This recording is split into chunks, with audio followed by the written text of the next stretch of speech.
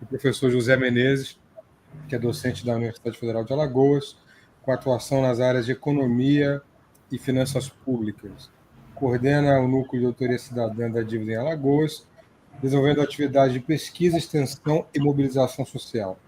Possui trajetória acadêmica dedicada ao estudo da dívida, políticas econômicas e envolvimento regional. É autor de artigos e livros voltados à análise crítica do sistema da dívida e à promoção da justiça fiscal e social. O José, bem-vindo. O senhor tem 20 minutos para a sua exposição. Boa noite a todos e todas. Bom, em primeiro lugar, eu queria só dizer da importância desses 25 anos, porque esse aqui não é um momento por acaso. A existência dessa auditoria cidadã é o momento que nós que estamos pesquisando, investigando, procurando nos aproximar dos movimentos sociais, é o momento que nós podemos socializar descobertas e também de anseios.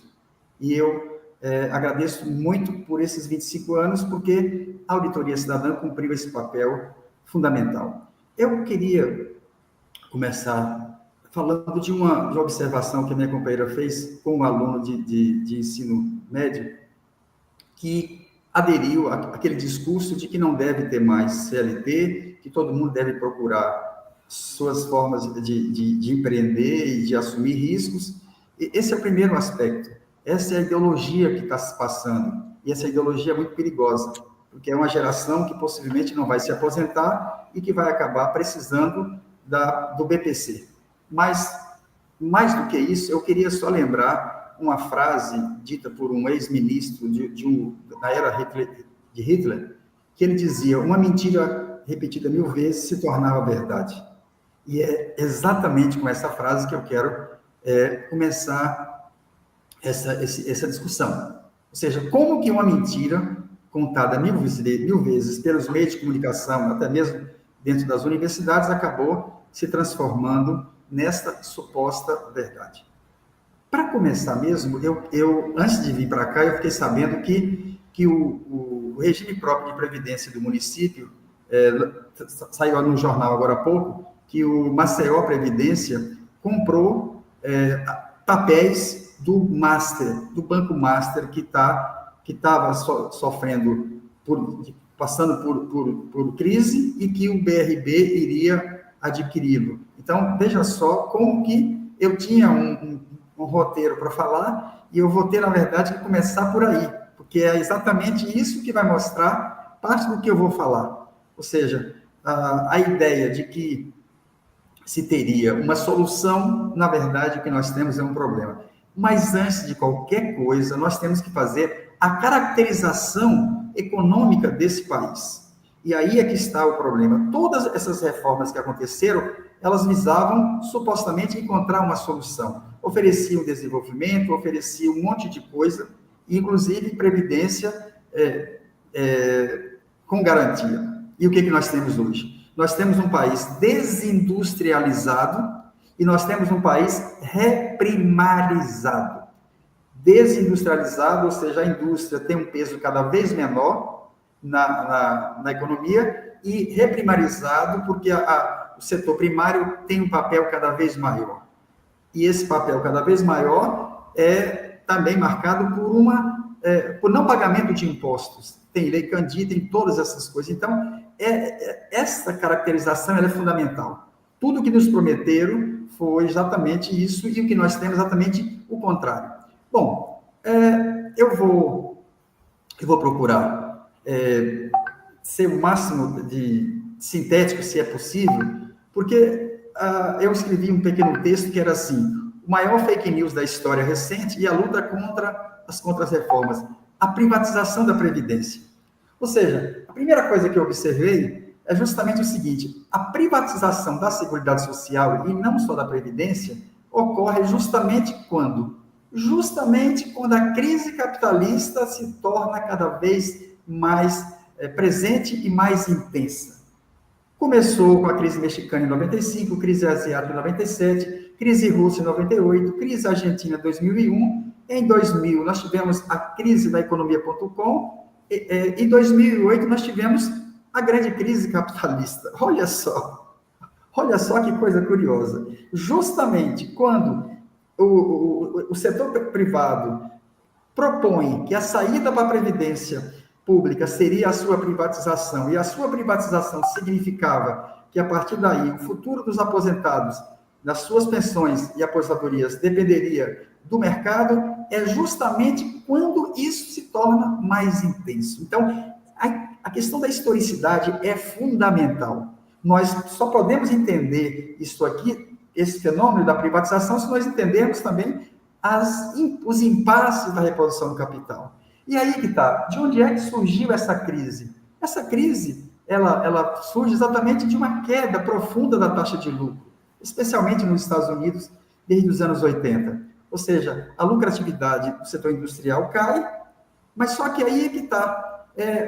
E o que vai se buscar? E aí é que nós vamos começar a entender o porquê que a reforma do Estado passou a ser um espaço ou uma ação a ser desenvolvida em vários países. Ou seja, a queda da taxa de lucro industrial, ela foi acompanhada por uma busca de reformas do Estado.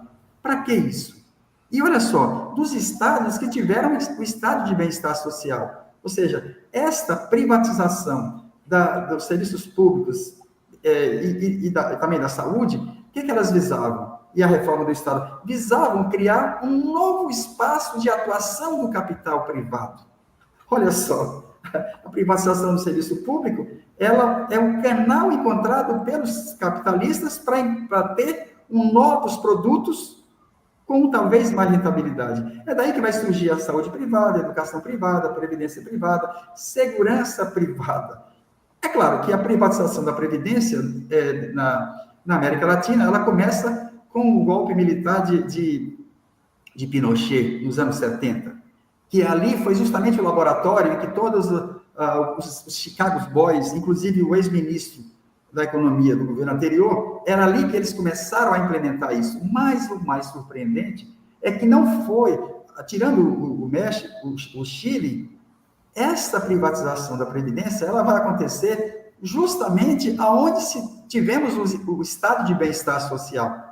Olha só, ela começa de forma sistemática na Inglaterra, nos Estados Unidos e em vários países da Europa, justamente onde se teve o estado de bem-estar. E o curioso é o seguinte, é que quando esse processo de privatização começa, ela teve, de certa forma, o apoio velado de setores da esquerda europeia.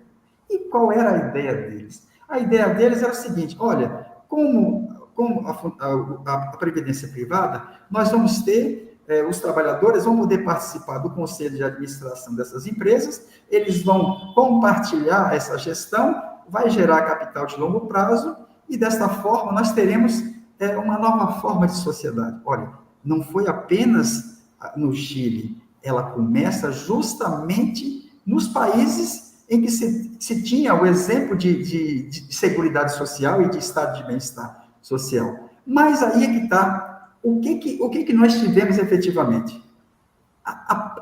Esta privatização da Previdência, ela foi acompanhada com o quê? Ela foi acompanhada com a dissolução da ex-União Soviética, do bloco soviético, e da incorporação desses países no regime capitalista e adotando políticas de austeridade, ou seja, falar da privatização da previdência social é também falar da política de austeridade. Então, o que nós tivemos? 91 também foi o início da recessão americana, ou seja, quando começa a restauração capitalista, começa também a crise dos Estados Unidos, ou melhor, a crise em particular nos Estados Unidos. Mas aí é que está. Com a crise de 2000 e 2008, o que nós tivemos? Nós tivemos justamente o quê?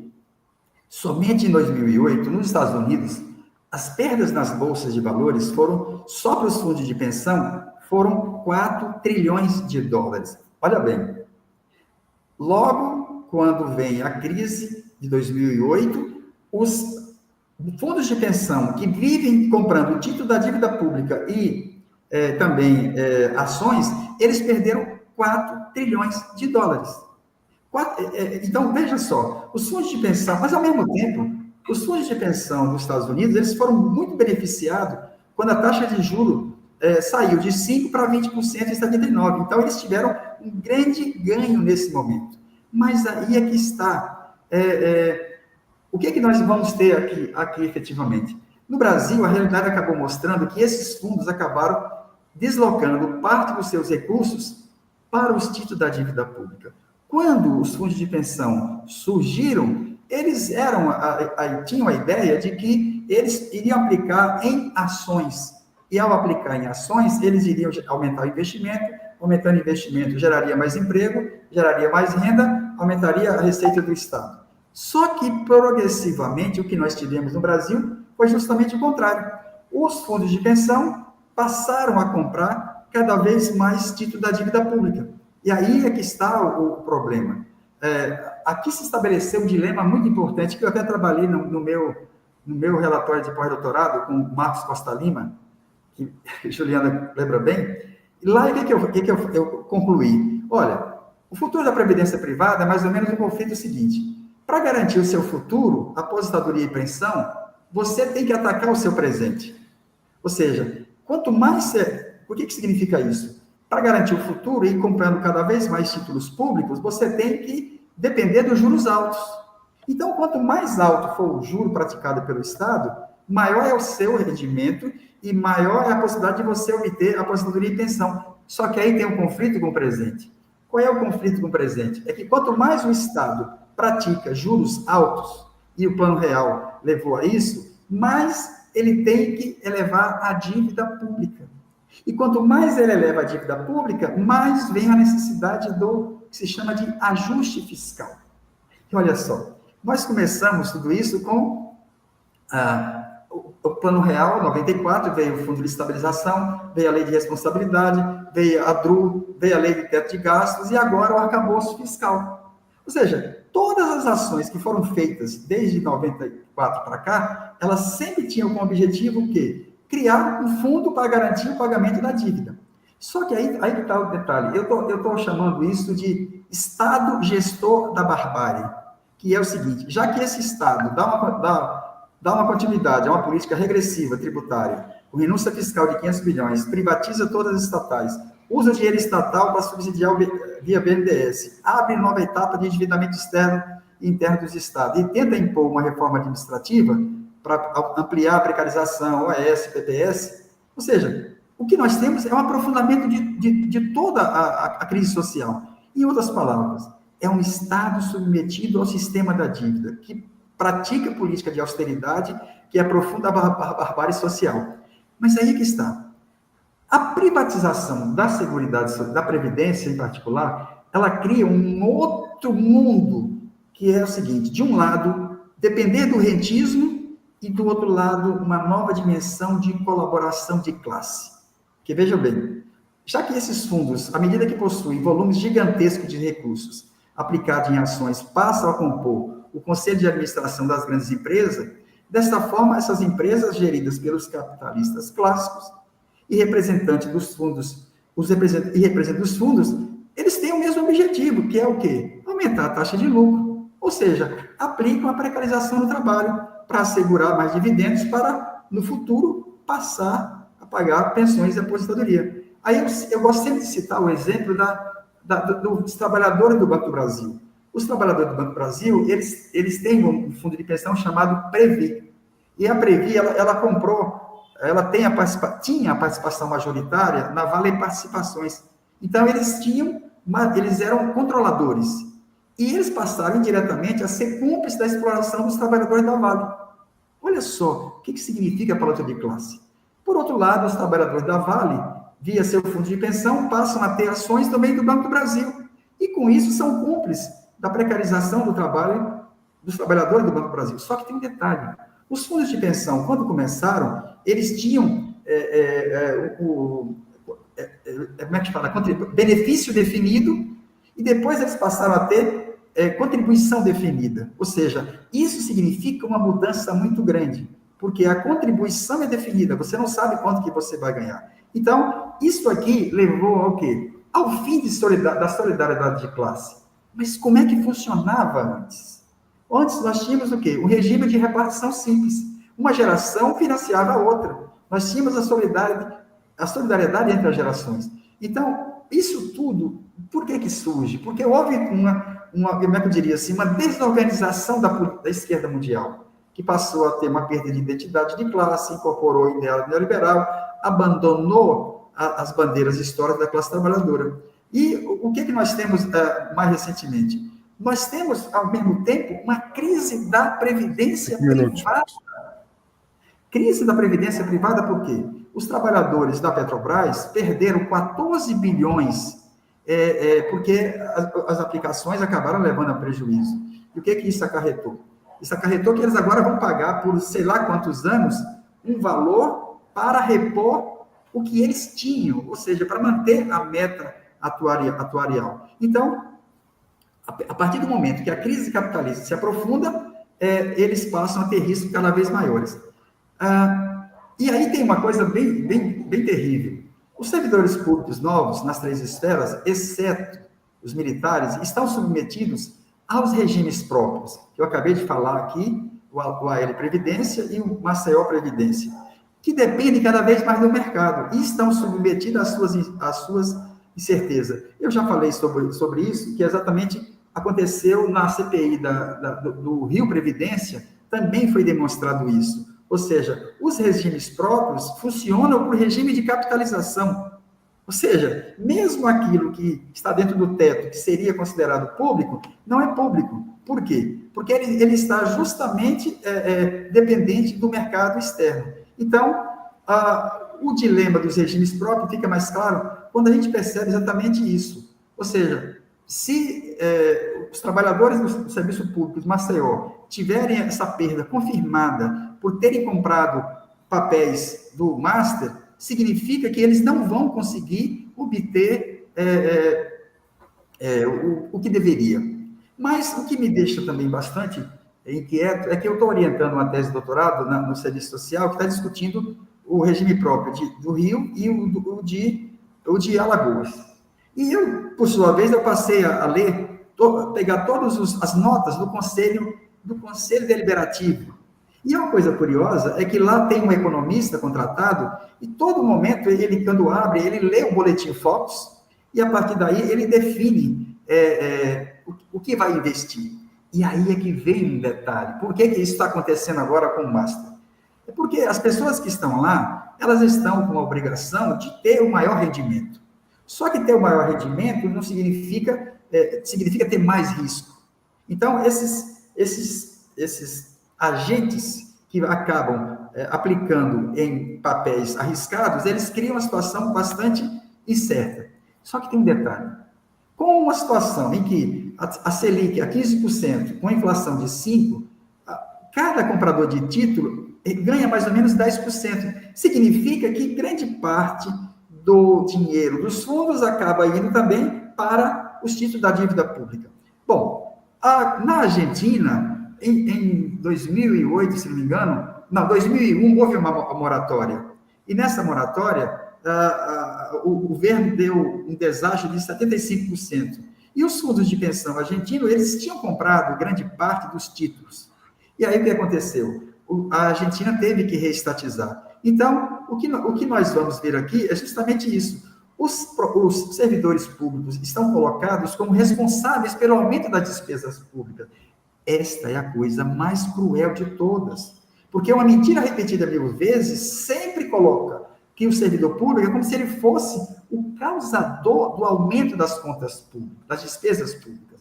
Mas, na verdade, o que eles encobrem são os verdadeiros responsáveis.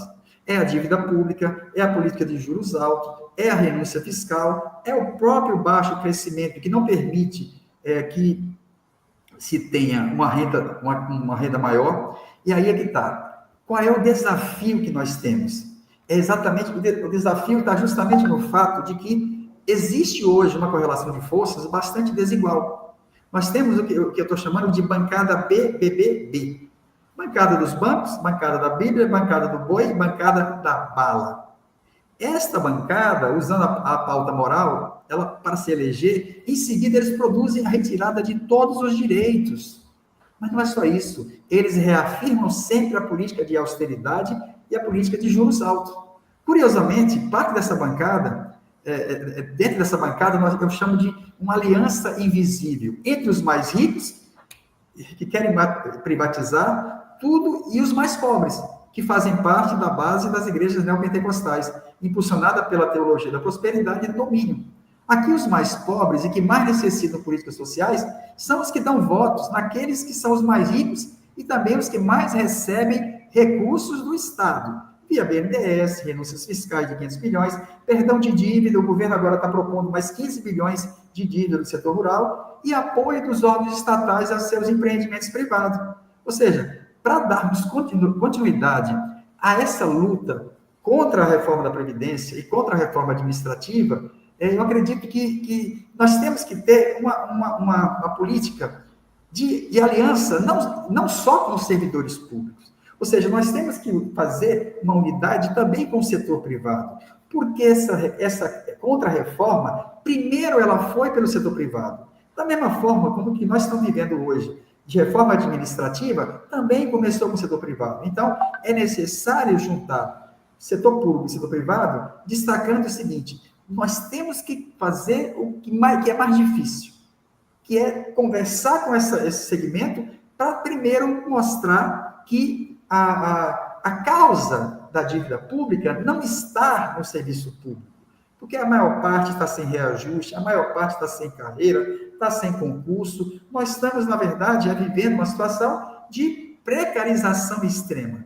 Então, para tudo isso, nós temos que impulsionar o quê? Nós temos que impulsionar o movimento. Aqui, por exemplo, eu vou propor para breve um grande seminário sobre o que está acontecendo com o regime de previdência do município e do Estado. Mas aí é que está. O que nós constatamos aqui em Alagoas, na tese de Valéria Correia? Sem querer se interromper, mas é que já passaram 3 minutos, já são 23. Então, deixa eu terminar. A Valéria Coelho fez uma tese, e nela nós constatamos o quê? Que 1,1 bilhões de reais foi pago de dívida pública. E aí, o que acontece? E a saúde foi apenas 546. Então, para finalizar, eu diria que a grande questão que nós temos que mostrar é que parte dessa dívida pública foi contraída justamente pelas oligarquias regionais. Nós temos como provar isso aqui em Alagoas.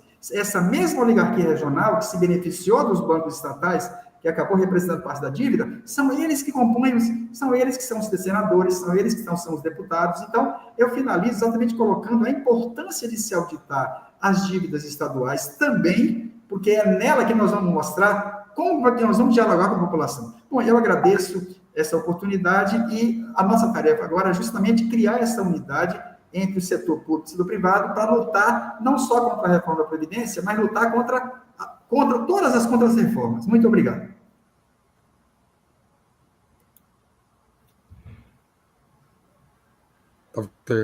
Desculpa, eu estava desligado. Professor Zé Menezes, muito obrigado. Foi uma aula aqui para todos nós, como sempre. Peço desculpas pela interrupção, né, com esse papel de Cronos, aqui, o deus do tempo.